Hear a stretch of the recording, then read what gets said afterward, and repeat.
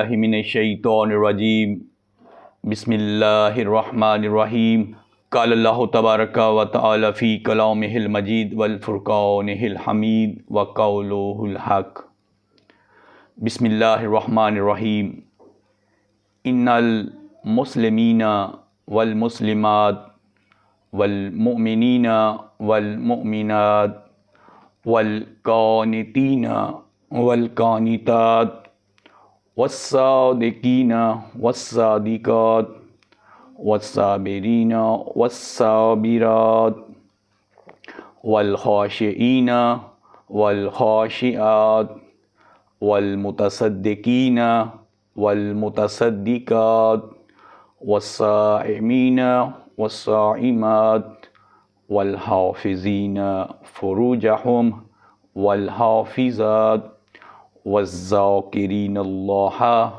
کثیرا والذاکرات اعد اللہ لہم مغفرۃ واجرا عظیما صدق اللہ العظیم۔ سامعین محترم، السلام علیکم ورحمۃ اللہ وبرکاتہ۔ عظمت ماہ رمضان کے حوالہ سے آج ہمارا 13واں لیکچر ہے۔ عنوان ہے مغفرت اور اجر عظیم کن لوگوں کے لیے۔ آیت شروع کرنے سے پہلے یہ بات آپ تک پہنچانا ضروری ہے کہ قرآن مجید میں لفظ صوم روزہ 14 بار آیا ہے، اور انشاءاللہ بندہ عاجز نے کوشش کر کے 14 بار جو لفظ صوم کا آیا ہے وہ آپ کے اذہان عالیہ تک 13 لیکچر میں آپ تک پہنچا دیا ہے۔ امید ہے کہ تمام ناظرین و سامعین انشاءاللہ تعالی اس سے استفادہ فرمائیں گے اور اس پر عمل کریں گے۔ تو آج میں نے آپ کے سامنے قرآن مجید فرقان حمید کی جو آیہ مجیدہ تلاوت کی ہے، یہ سورہ احزاب کی آیت نمبر 35 ہے، مدنی سورہ۔ ترتیب قرآن کے لحاظ سے یہ 33 نمبر پر موجود ہے، اور ترتیب نزول کے اعتبار سے 19 نمبر پر یہ سورہ نازل ہوا۔ اس آیت میں اللہ تبارک و تعالی انسان کے مدارج بیان فرما رہا ہے، تاکہ انسان ایک مقام پر کھڑا نہ رہے بلکہ وہ مختلف مدارج کو طے کرتا ہوا بلندیوں کی طرف جائے۔ جس طرح انسان بچہ ہوتا ہے تو نرسری میں، 5 کلاس میں، 8 میں، 10 میں، 11 میں BA ماسٹر PhD کرتا ہے، کچھ اسی طرح اللہ نے اس آیت میں بھی درجے رکھے ہیں کہ انسان صرف اور صرف مسلمان ہی تک نہ رہے، بلکہ مسلمان کو چاہیے کہ وہ درجوں میں داخل ہو کر بلند مقام کی طرف جائے۔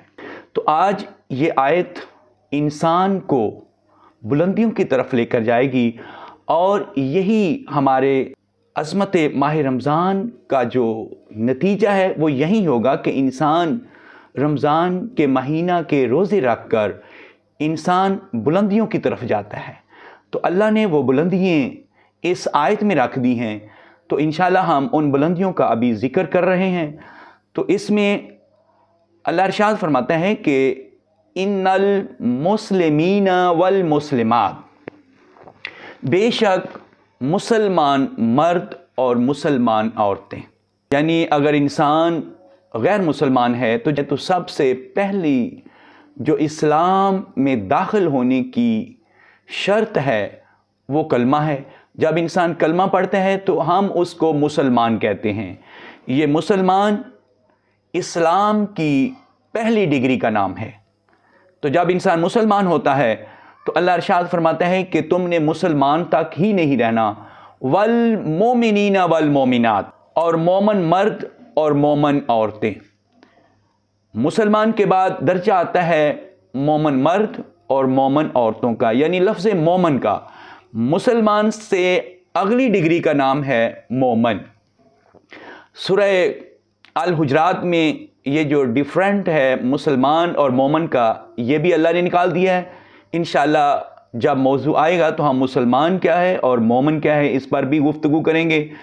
اور اللہ نے ارشاد فرمایا کہ والقانتین والقانتات، انسان مسلمان سے مومن بنتا ہے، جب مومن ہوتا ہے تو اللہ ارشاد فرماتا ہے کہ فرما بردار مرد اور فرما بردار عورتیں۔ مومن کے بعد والا جو درجہ ہے وہ یہ ہے کہ وہ انسان جو مومن تھا اللہ چاہتا ہے کہ وہ فرما بردار ہو جائے، 24 آور اللہ کی فرما برداری میں رہے، چاہے وہ مرد ہے یا عورت ہے۔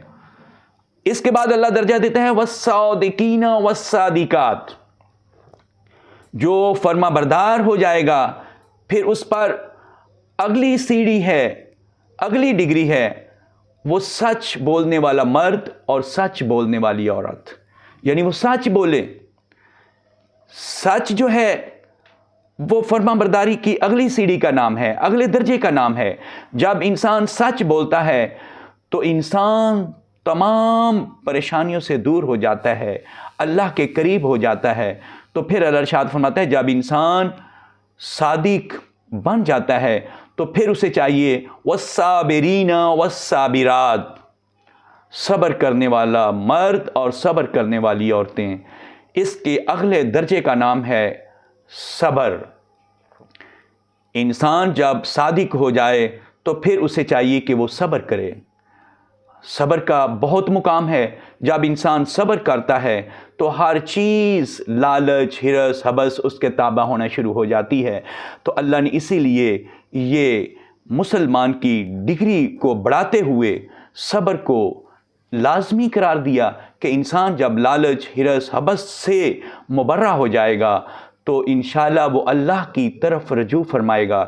اسی لیے اللہ نے ارشاد فرمایا وَاسْتَعِینُوا بِالصَّبْرِ وَالصَّلَاةِ، بے شک اللہ سے مدد مانگو صبر اور صلاۃ کے ساتھ۔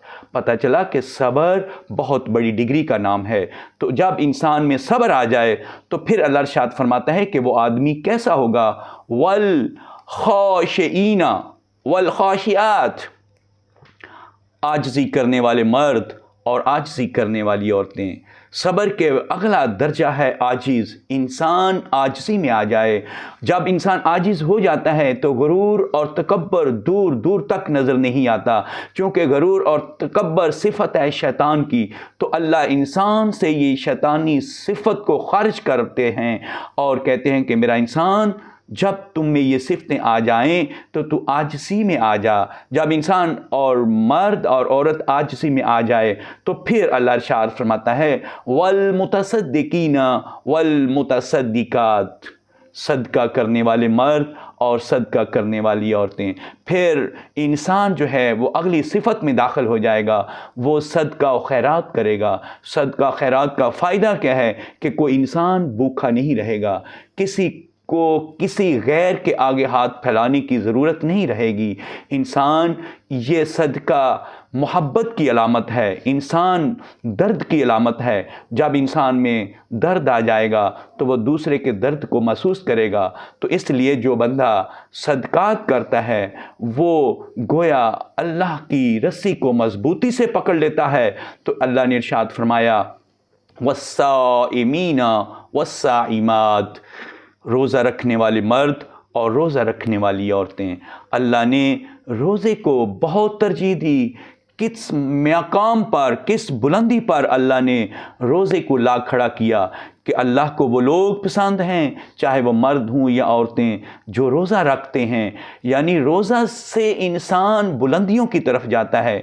تو روزہ صرف بھوک پیاس کا نام نہیں ہے، پورے وجود روزہ ہے، آنکھ کا بھی روزہ ہے، زبان کا بھی روزہ ہے، ہاتھ کا بھی روزہ ہے، قدموں کا بھی روزہ ہے، پورے وجود کا روزہ ہے۔ اللہ ارشاد فرماتا ہے کہ مجھے وہ لوگ بہت اچھے لگتے ہیں جو اپنے وجود کو روک کر رکھتے ہیں تمام برائیوں سے۔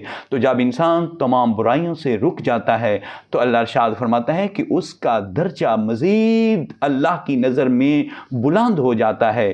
تو جب انسان یہ تمام صفات انسان میں آ جائیں تو پھر اللہ ارشاد فرماتا ہے والحافظین فروجہم والحافظات، حفاظت کرنے والے مرد اپنی شرمگاہوں کی اور حفاظت کرنے والی عورتیں، یعنی اللہ ارشاد فرماتے ہیں کہ جو مرد اور خواتین اپنی شرمگاہوں کی حفاظت کرتے ہیں وہ اللہ کے ہاں بہت بلند ہیں۔